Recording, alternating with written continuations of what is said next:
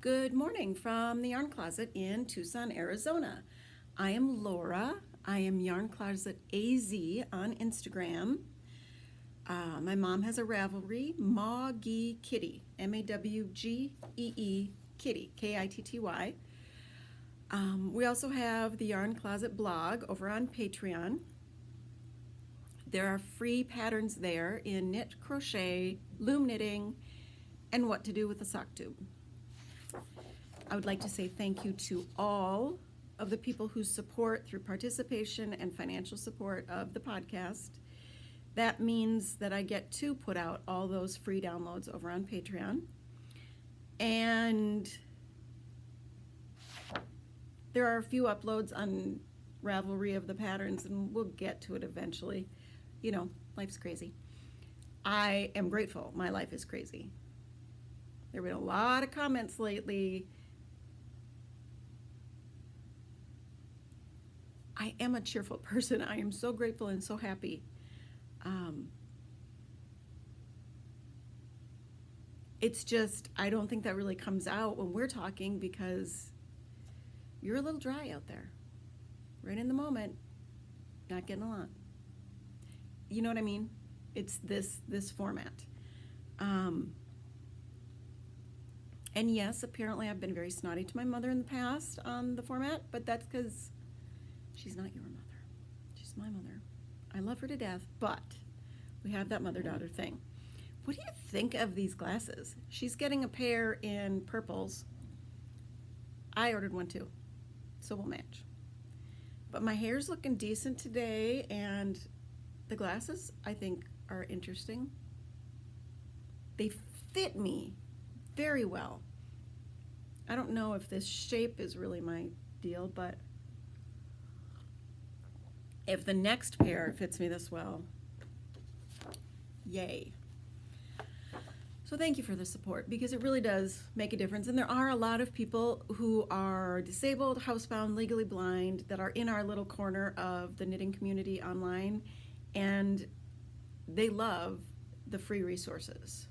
And I love being able to put that out there. So thank you for all of you who can support and do choose to support. In that vein, ooh!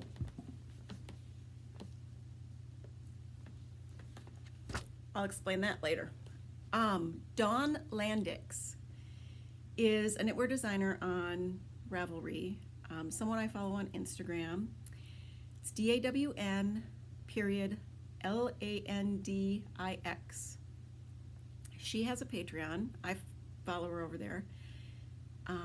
Look her up on Instagram, look her up on Ravelry. If you can, let's get behind and support her this year. And going forward in whatever ways we can.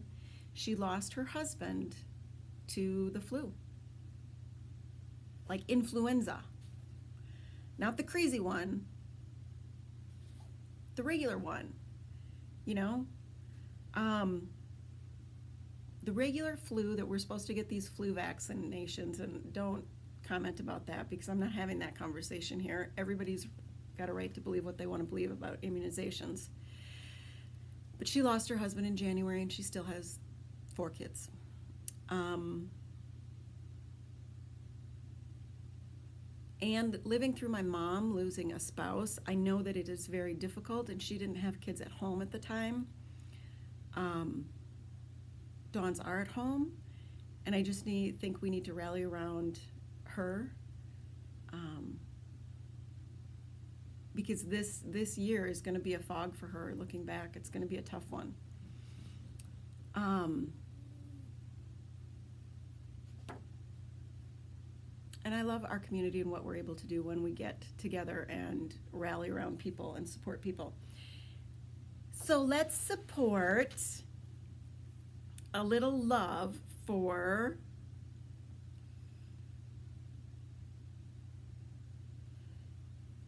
Selene. This is Kate. Do you love her hat wrap, her head wrap, her hair wrap, whatever? She's in the UK. Oop, oop, oop. That's the one thing I didn't grab. Hold on. I was so organized today. Oh.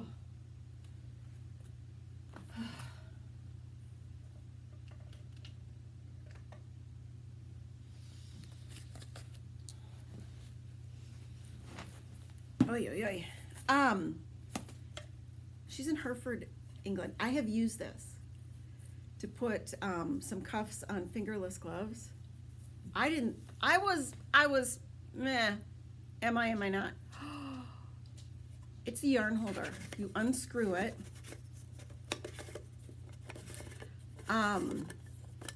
You can easily get a 10 or 20 gram mini in here. She's talked about doing something bigger. I think her husband is a prototypist. So that means like people who invent things come to him to help make them for the prototypes. At least that's my understanding. It works so well and you hardly even notice it. I've had some others similar to this, and this part wasn't as great. And I realized how important this part is now. The ribbon really does glide easily and nicely, and it's just so great. So I am giving one away today, and this set of her minis. This one is self-striping. This is her Kate's Red. I think this is gingerbread, and I think this is rainbow. And this is one of her, like her green candies. So, you get the set of minis and the mini holder. Aren't you excited?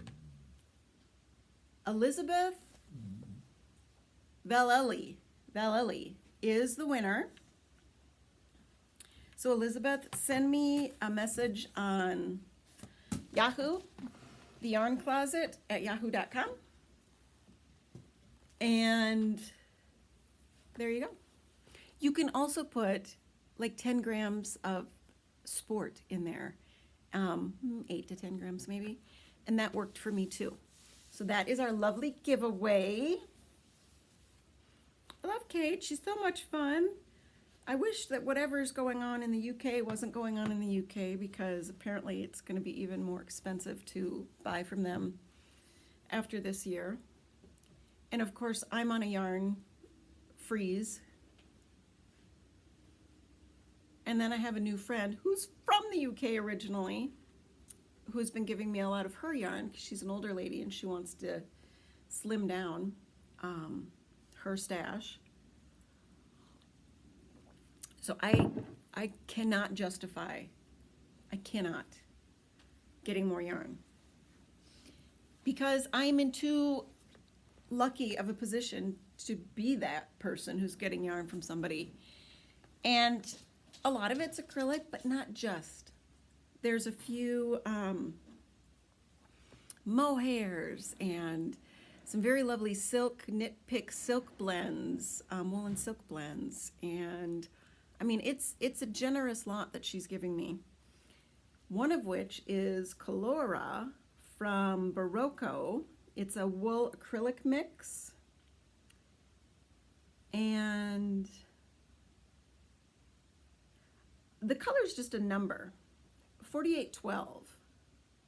So can you tell that it's like green and purple? It's oddly similar to my Peace Fleece, but it speaks more green.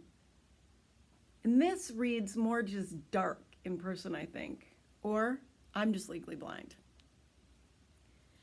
So I'm thinking about using these skeins that I have of this with, this is some Knit Picks Stroll. I don't have the tag anymore, or it's in my lack of organized place where I put all the tags and then wonder, how do I match them up again? And this is also, I believe, Stroll. What is that? Okay, random bits. And when there's a hole in your chair, you can just shove it right in there. So I'm gonna do a turtle dove. I think I'm only going to do the rolled collar. I've seen one picture of a rolled collar turtle dove. Oh, see See, I put up my light again.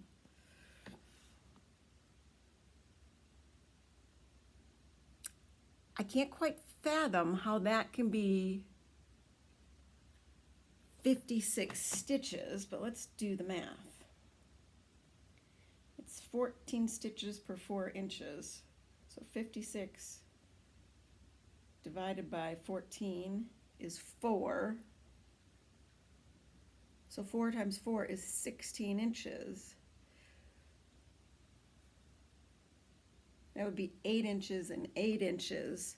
And I think most of my necklines I make between 8 and 10 inches. Okay. So that may or may not work. I may cast on for the larger size. And this feeds right into, see this woman? She's wearing one of the turtle doves. And this one is just beautiful. And where do all the women find the shirts that are long enough to go onto their hands?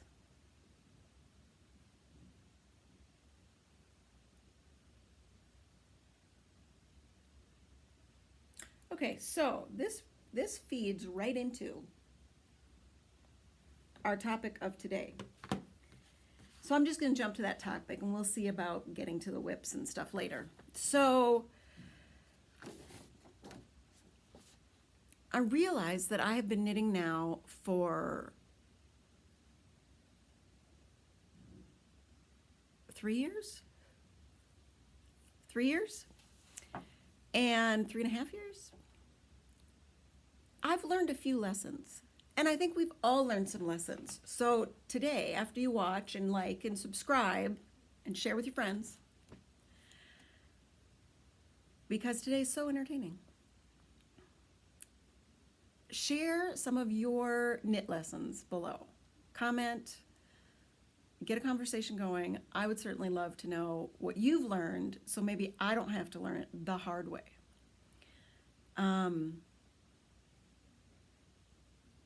These are some of my lessons. Part of it is what I was just going through with that turtle dove. Okay, so this is just the basic informational page, and the turtle dove is a free pattern. Turtle Dove 2 may not be free, I'm not sure, but it's from Espace Tricot. That's French in Canada. I don't know. A lot of people have done it. It's on Loft, which I think is somewhere between, it's like a really fluffy worsted or an Aran.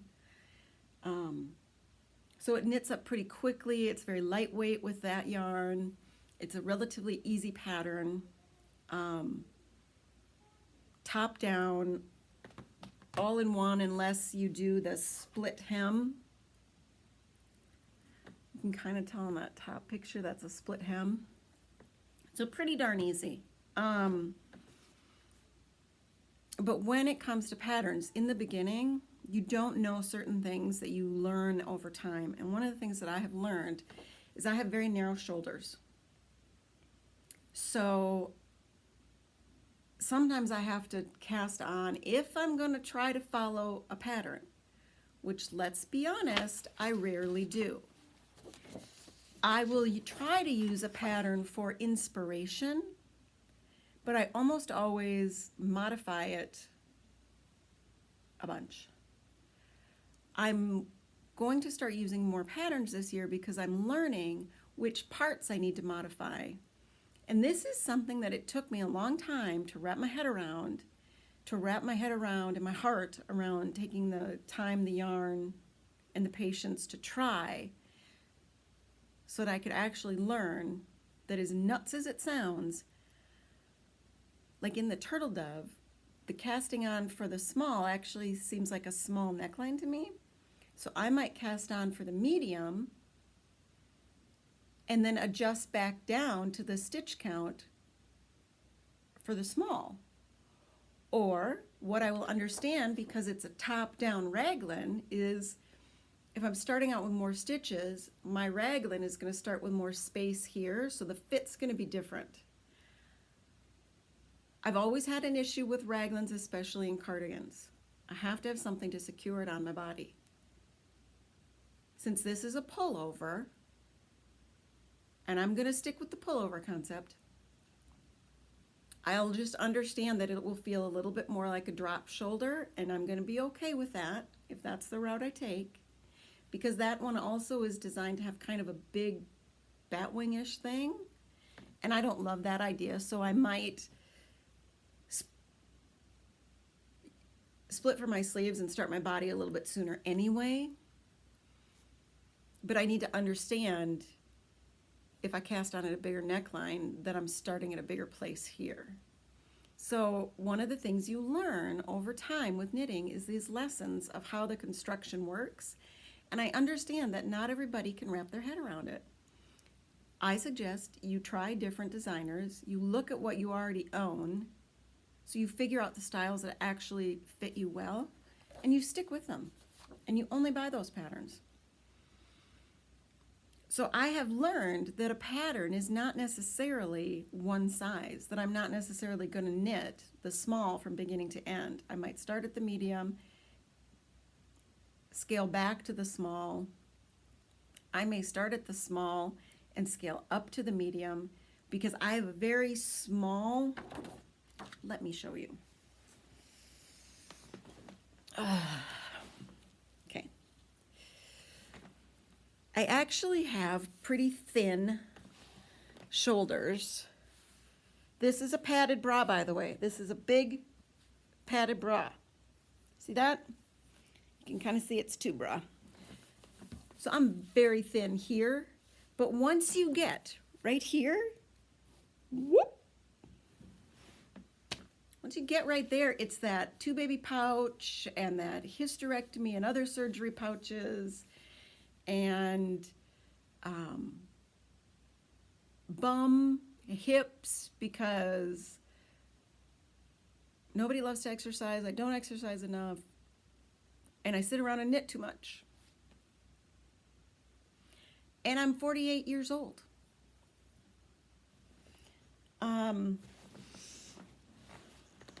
49 in 2020. I'm going to own 50 and love it from that point on, and I'm going to dress however I want, no matter how badly I embarrass my children. I may scale it back a little bit for my daughter at times.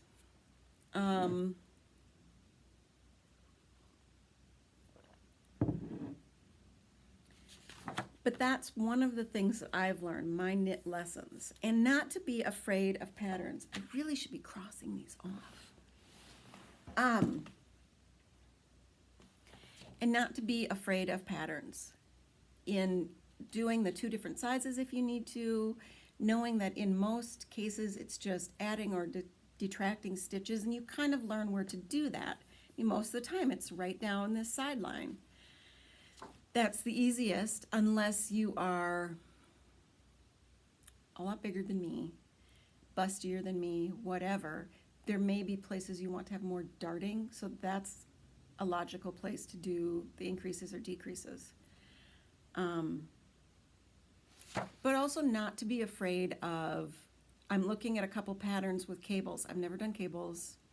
I don't like DPNs because there's too many needles.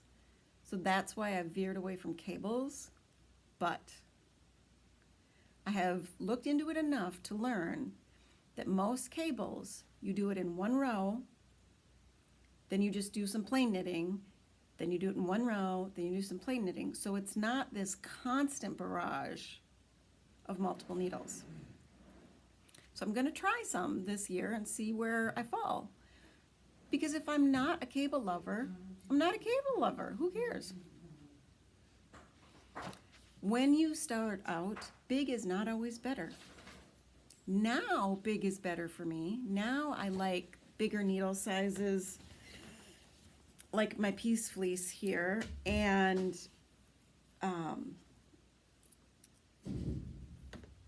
but you know, I was doing that bigger needle size business, chunkier yarn when I was starting, and it was really hard for me.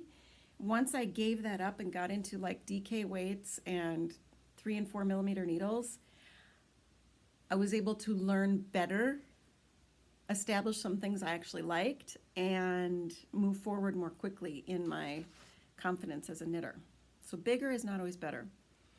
Once again, confidence. You need to have confidence in your own creativity. Did you really decide to be a knitter to have it be exact? And if you did, good for you, and good for you that you can do that. But a lot of us didn't. So embrace the fact that you're going to use a different kind of a yarn and understand how that's going to affect your pattern. There's a lot of resources out there. In most books, I just got a bunch of books from the library, and this happened to be one of them. I didn't love any of the other ones. I loved this one. And in the beginning is a lot of stuff about tools, tips and tricks, knitting basics. It's not just knit and purl, it's also talk about yarn and finishing. Let's see. How to read different things in a pattern, round versus flat, how that affects things. And as difficult as it is for me to get a setup where I can read this, I just chose to bite the bullet and buy a more expensive magnifier that has a light, and it's like a half page size, and it's like a floor lamp. It's coming hopefully Thursday, between now and Thursday, so I can get this underneath it and read it, because this seems to be a really good, not too technical resource. It is 60 Quick Knits by Cascade Yarns. They have a lot of 60 Quick books, and I ordered, because we don't have it at the library, I ordered the baby one, this baby one down here.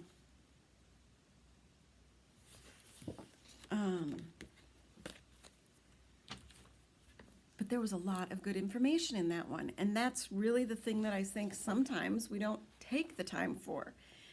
And knowing those things will give you confidence in your own creativity, because we do this because we're creative people. And we need to have confidence. That being said, sometimes you need to set it down and think about it. Set it and forget it for a minute, because it's frustrated you, because you're not entirely committed to the next step, because whatever. And in my Fix It February, Finish It February, I've picked up a lot of things that have sat for almost a year. A couple of them I was able to finish pretty quickly. I realized most of them haven't sat that long, and it is the ones that have sat an extensive amount of time that I need to really look at. How can I change it to make it work for me, or how can I give it up, frog it, let it go, whatever. Remember this pattern I was gonna do? I did, this is the basic dishcloth. Then I did 2 dishcloths connected, just knit as I go. Then I did 3. And then I sewed them together. Right? I sewed them together. Yeah, I sewed them together. And I was gonna make a little blanket. I'm just over it, I'm not finishing it. This is what it is. This is what it is. You want to wear it like this, you go right ahead. And if you're 4, you can do that. So, you know, she'll love it for a while. And I don't know, maybe I'll take it apart and make it into just a weird runner down the middle of my table. I don't know. I actually have a lot of yarn pieces that I use like doilies. Some of you have seen the big star that's on my other table. It actually is like a tablecloth. Just embrace it and know that if you love it, you're going to still love it, even if it didn't turn out to be what you wanted it to be. And working right into the next one, give away gratitude. I just finished a pair of wrist warmers. I loved them. I loved the goofy color combination of purple and green and sparkle yarn, and I loved them. Then I made a pair longer in a lighter sparkle, like baby blue green yarn, with one end that had ribbing that was tealish and green, and one had tealish blue. And I gave the whole set away to a couple of girls I know who are ballerinas, and will actually be able to give me feedback on whether or not that size truly fits on their legs. And they're 2 different ages, they're sisters. So I'll get some good feedback for future making. Because the bottom line is, if I want to recreate that purple green pair for me, I can do it. But I'm grateful that they're gonna love them and give me some feedback. And I know that one thing I have done in my knitting is I've been more selfish. The majority of the sweaters that I've knit are for me. I don't knit sweaters for other people. I'm not at that stage yet. I'll crochet you a sweater or a cardigan, but I don't really like crocheted sweaters or cardigans. I just don't.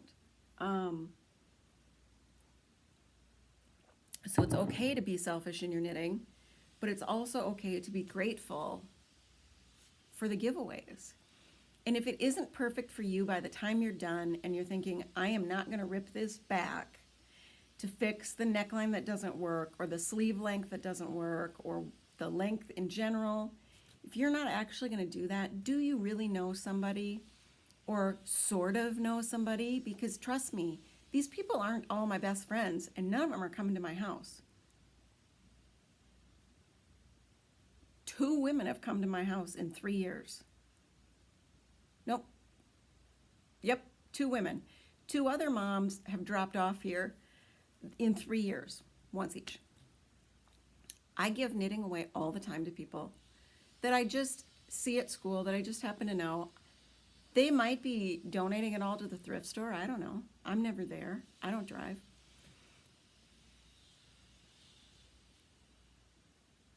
Even if they don't keep it, I think it's worth the fact that you thought enough to give it to them in that moment of, somebody thought about me, somebody cared about me. In our current society, I think that is really valuable. And we have a great vehicle to make that happen for people.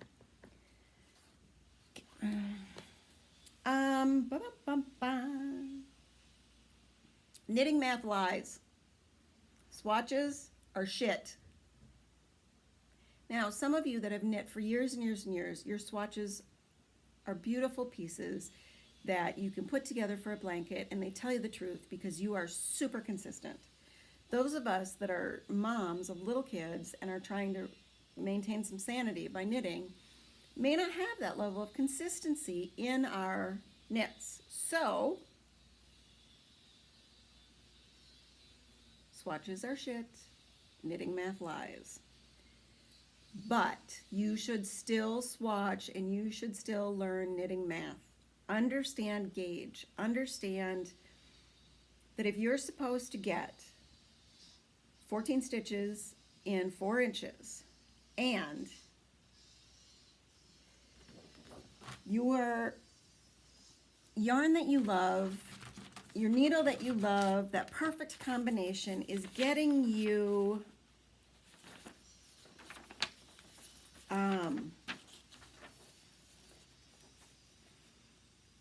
it's getting you 16 stitches per 4 inches.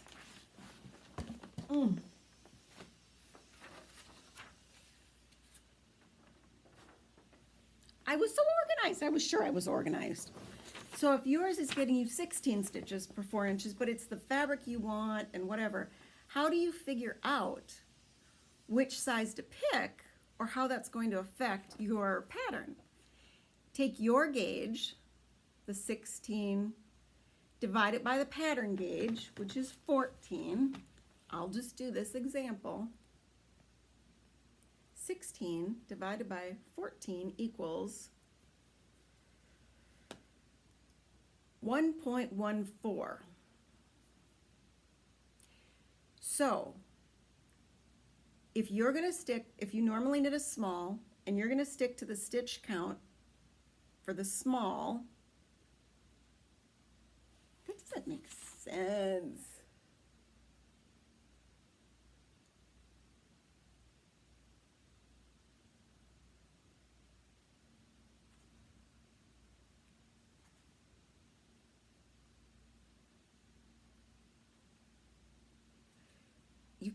You can't stick to the stitch count.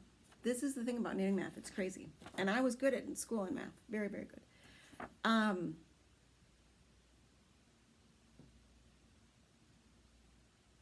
Honestly, somebody's told me this. This has worked for me repeatedly. I don't know why my brain is blipping now. But here's 4 inches. 1, 2, 3, 4, 5 guys fit in 4 inches. And up here, 2, 4, 6, 8, 9 guys fit in those same 4 inches. Sometimes you have to just write down the picture of your gauge to understand how you need to manipulate it. So if it was taking me 16 stitches for those 4 inches, and I knew that the bottom line measurement of the small was 32-inch chest, and it was that's going to fit me kind of tight, I'm okay with that. But the medium was going to fit a 36. If I follow the numbers for the medium, because I've got a couple extra stitches per my 4 inches, I'm going to land somewhere in between those two, okay? If I tried to knit the small, which I normally would, but my gauge isn't matching up, but I'm getting the fabric I want, I'm not going to get the right size if I stick with that stitch count. So that's why I have to look at another size and kind of figure out where I'm going to land. Some people can go to the trouble of figuring out, okay, well, 16 stitches per 4 inches and figuring out the actual measurement and the math. This is why I don't always like to go there, because that's why I'm buying the pattern. If I want to do the math, I will come up with my own swatch and I will do the math from start to finish, figuring out how I want to knit it, and I'll just do the math. Or I'll buy a book that has, you know, all these different numbers in it based on different sizes.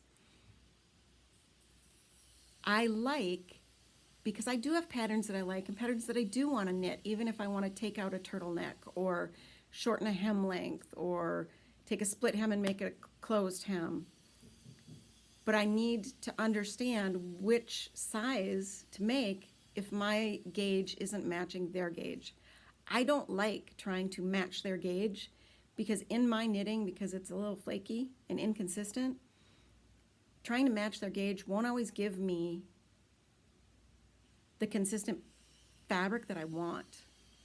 I need to figure out my needle size and my yarn that works for me and gives me the look I want. Now the problem there is I always have to buy extra skeins if I'm trying to do sweater quantities, which means you'll have a lot of 1 or 2 skeins left over.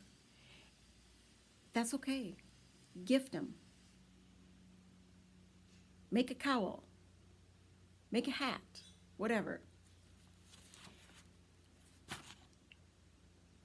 And that's what I'm trying to book this year, write down in a book this year, is how I kind of gauge different things. Like if I use the 4mm needle for a hat and it's worsted weight, I'm going to do this many stitches to get an adult size. If it's fingering and I'm going to use a 3.25, you know, I know it's going to be a really light, somewhat airy fabric, and this is the stitch count I'm going to use. I'm trying to really write those things down because it's just an easier reference for me, and because I do like to have my simple pattern and kind of jump from there. So take the time to try to understand some knitting math, even though knitting math lies. And you're not always going to be bang on right. Okay, my last bit for knitting lessons today And this is not something I ever did in crochet. I never blocked or washed stuff in crochet. If I was giving someone something, I would wash and dry it ahead of time because I tried to crochet everything that was washer dryer safe. Just to make sure that my ends were knit in enough that they weren't gonna unravel. So one of the things I hate about knitting is that you always have these little end nubbins sticking out. It drives me mad because people get nervous. They think it's going to unravel when it's not, but you just, it's just the nature of the beast. So I find it more important in knitting to learn how to block. And because more often now I'm using mixed fibers or things that can be maybe thrown in a gentle cycle but then laid flat to dry. Like, is that window open? I don't think so.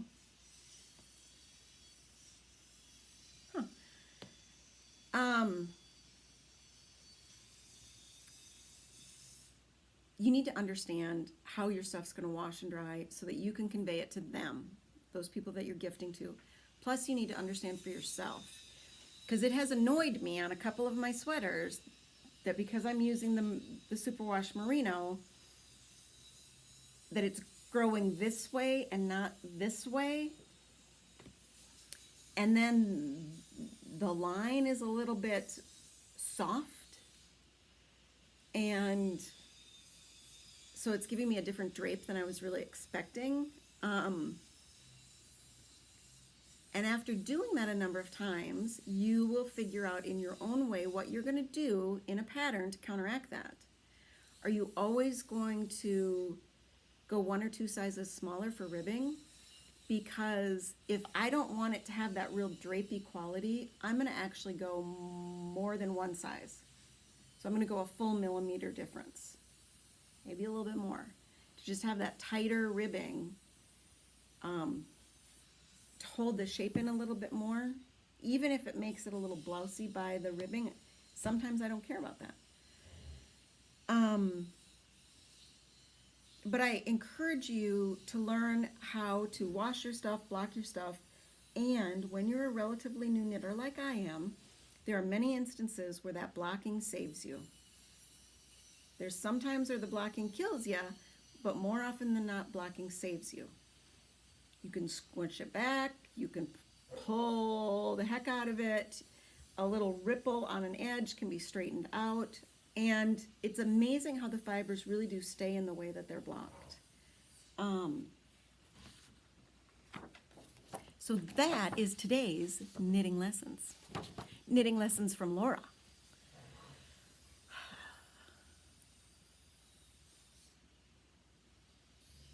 So you know that I'm supposed to be fixing or finishing everything. And my list is, started out with 14 items. We are down to 7.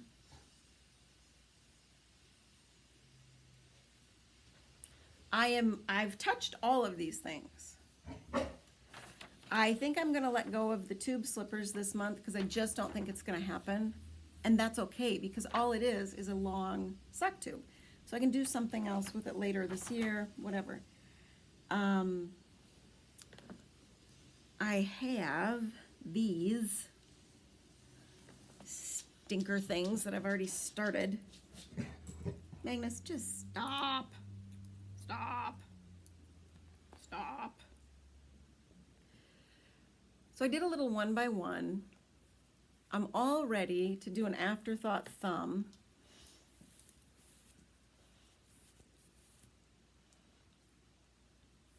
They seem a little tight for me right here, wearing them this way. They might work over my foot if I keep them. I was planning to give them to somebody, but I'm not sure she'd really like them. So I may just finish up this ribbing on the top of this one, see if they fit, and how I feel about them as a set for myself. I want to knit more wrist warmers, ankle warmers, and cowls for myself this year. And because of that and the annoyance that I've had with the list in general, I took a few pairs of socks that I had major holes in and stuff, and major wear, major.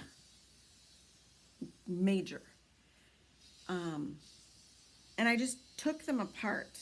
I took them apart into pieces. So now I have 2 of these.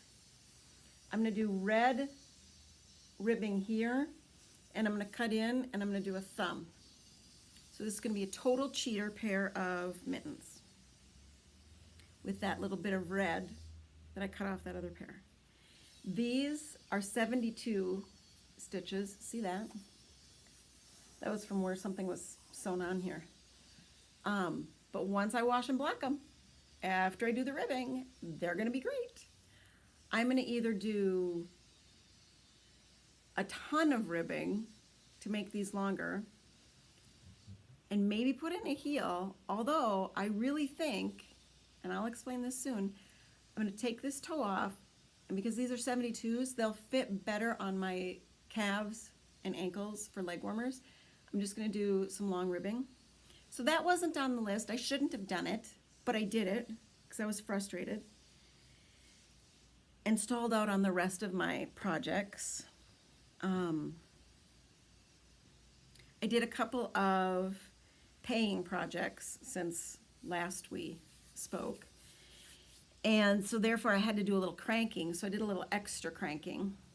I wanted to see how lace weight would work up, and would that be a worthwhile tube for leg warmers or wrist warmers. You know what? Absolutely. And this is on my 64, but there's so much give in this that I think if I did a pair of these very lightweight, that could be leg warmery. I would just have to do ribbing on one end to make sure that you could keep it up if you wanted to keep it up. So I may do some prototypes again next month in this, a more summer weight, and see how my ballerina friends like it. And one of my paying projects was for a blue pair, and I totally forgot. I had a couple of skeins of, I think it's Patton's Croy. I don't like Patton's Croy in my machine. I feel like it gives too dense and thick and heavy and not soft and fun and fabulous. Now, if that's what you want, that sock's gonna be great. That sock's gonna be great. I want soft. And since these were for someone though that needed more warmth, I decided to use the Patton's Croy instead. And so I might keep these and make a little something for me. See, I'm not fixing it. I'm not finishing it. I'm cast-on-itis. My mom gave me this back. I cranked this on a 48 stitch tiny, it's the black and red one, people, the plastic one. Skako makes it. They're still crazy expensive. There's a hat version too, but I don't like the size for either one. This does not make a decent size or density in fabric for a sock, in my opinion. Oh my God, what is the name of it? And the hat size isn't quite big enough either. And the density in the hat is also not great. So she gave me this back. What I'm going to do, since it is lighter weight, I am going to just make this into some leg warmers, wrist warmers for kids, and it should be easy to just cut it up and put some ribbing in it. So those few things are getting tucked back away. I know why you're laying there now, Magnus. You want the cat treats. All right, go get them. Go get them.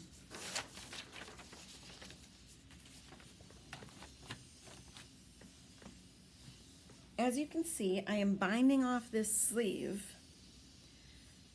I'm going to do the other sleeve, and then I'm going to tape a tutorial if I do a steek down the middle.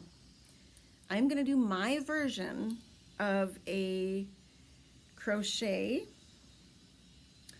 or sewed steek, because it looks like sewing might actually be easier and faster. And because this is actually for piece sleeves, this is a very thin fabric. I am knitting it at a very light gauge. It's almost see-through-y because I live in Tucson. So I will definitely record that and be putting that out one of these days. And it should happen possibly by the end of this month. This will be done by the end of this month. And I will love it and keep it or give it away. And I already know who I'm giving it away to if I give it away. Oh, there it is. And see, I tried to do a steek. This is why you always have little swatches hanging out. I tried to do a steek for like a thumb hole. And then I forgot that at some point I have to steek for a thumb hole. You can do it. You have to start, go, pick up that stitch from the row that is going to get cut, go to the next one, crochet down, and then pick up this stitch. So you actually have to pick up those two end stitches for the row that you're going to cut. Otherwise, it's going to unravel. You can steek all the way without having to pick up anything, obviously, but I'm finding that especially in, this is all superwash, and that's what I was going to use. Now, my sleeve didn't have that problem at all, but this is piece fleece. This is rustic. And then when I sewed in my ends from where I crocheted, I sewed across that line that I was cutting anyway. So this is not going to unravel or go anywhere. It's not going to. And I'm going to embrace the scissors this year. I think we all should. 2020, cut something.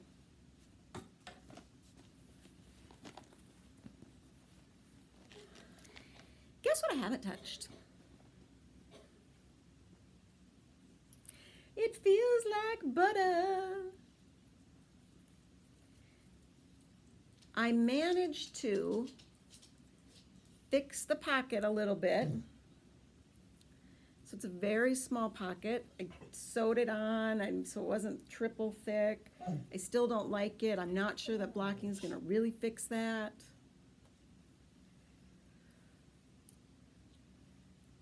I just don't have far to go.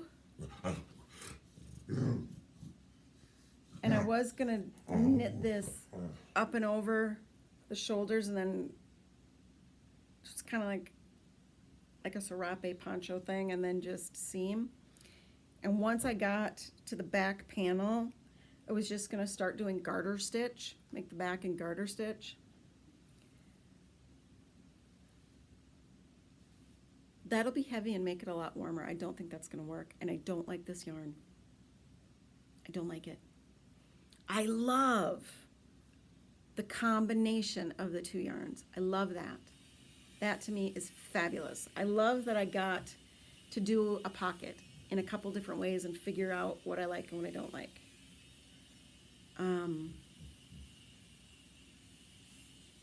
I don't like the yarn.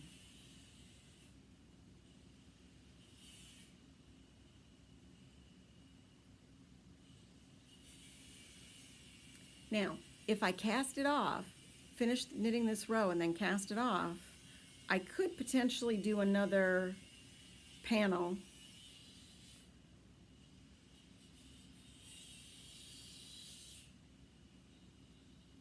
for the back and make it something for my daughter, because it would definitely fit her. It'd be too big. You know, she might wear it in the future, she might not. I don't know. My family likes the idea of my knitting. They don't like the reality of my knitting as far as using it. They'll take it, they won't necessarily use it. So I might have to just be done and make it child size because I know that I'm not going to love it. I'm not going to wear it. And if I don't think my daughter's going to love it or wear it, I can give it to some kid at school who will love it and wear it.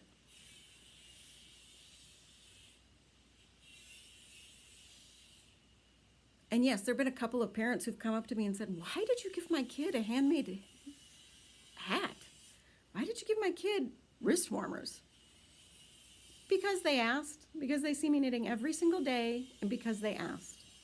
And because I have a little stockpile, or I had the time, and it takes a lot for a kid to ask. If you don't want them to have it, it was certainly not a big deal. I'll explain the washing. Usually it's more about they don't know how to wash it. And the kids don't remember that enough to tell the parent. But like I said, I give stuff to complete strangers. I gave this prayer shawl that I made to one of the ushers at our church one year. She came back a few weeks later and she was in tears because apparently she'd just been diagnosed with cancer. I had no idea who I was giving it to when I went to church that night. I just thought, I'm giving this to somebody. And how crazy. That stuff really does happen if we're open to it. So, enough said. You don't want to hear me talk anymore. Do you want to hear me talk anymore? I think I've said everything. So, I have not even 2 weeks left to finish a bunch of my fingerless gloves. That's what's on here.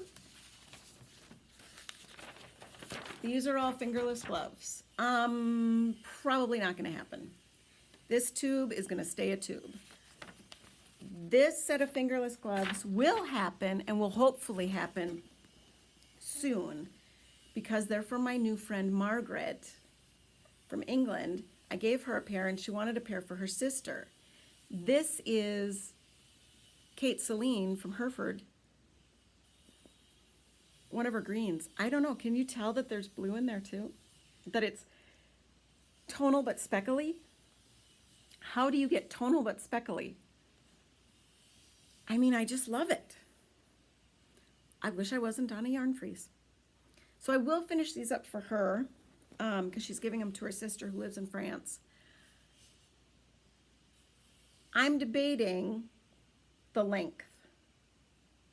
I may do thumb and ribbing in gold. I mean, if I had some blue, I'd probably throw in some blue, but I don't. There are a few colors I just don't have. So that will get done. This I'm just gonna leave. It's like, it's like having a sock blank. It's just there. These are not gonna get finished. They probably will get finished in the next couple months. This sweater is hopefully getting finished in the next 10 days. And this sweater will hopefully get done for kid size, but maybe not this month. And the reason why, this is not entirely the reason why, partially. My mom has broken her foot, 3 times, sprained it a few, and I've given her such a hard time because, old lady, what are you doing? I had a blind stumble and sprained my foot, and now there's some nerve damage. So realistically, I'm wearing the boot just to make sure that I don't stub any of my toes and break it. And it is very sore still because it just happened on Sunday. But I may not be able to just walk around in hand-knitted sock glory anymore. I may need to just start wearing like house slippers all the time to be a little bit safer. And if that outside toe and area stays numb, I'll have to switch to slippers so I don't break it. I don't think it's going to be a big deal. It's just a thing. We'll get through it. Thank you for chatting. I really appreciate it. I would love some tips and tricks in your knitting lessons, your knit lessons. Share them, tell me. And we'll talk again next week. Next week's podcast will probably not be posted until Friday or Saturday, unless I post one like the Steak one. And then, so next week might just be a little tutorial. And then my mom and I will hopefully get together Friday or Saturday to podcast. So that'll be like a real end of the month thing. But look with your heart first.